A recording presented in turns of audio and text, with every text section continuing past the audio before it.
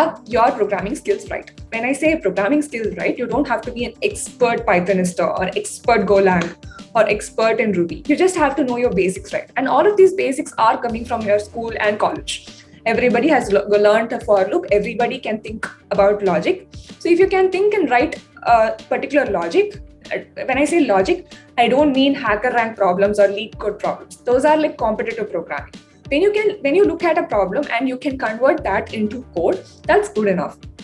And Git is absolutely essential. And even if you don't know Git at the initial stages, you can learn it as and when you're contributing to a project. And you need to know your way around terminal, how to run a Python program or how to run a Golang program. That is a good place to start with. Always follow the contributor guidelines. When I say contributor guidelines, just like when you join a company, they are going to tell you, you have to write code in certain format. Similarly, in open source, people are going to tell you that you have to write code in a certain format. You have to abide to that.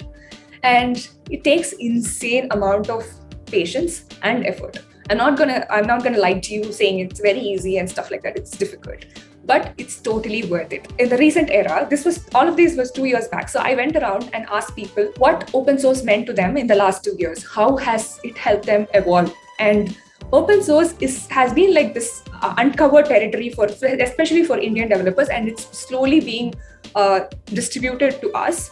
And it's this uncharted window of opportunity. For example, people have contributed to open source, and immediately the moment your code goes in, you get this visibility that you never thought you would get.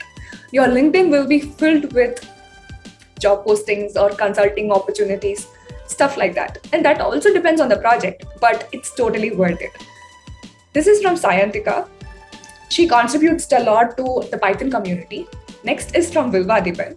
He actually used the React community. He has contributed to a lot of React specific projects.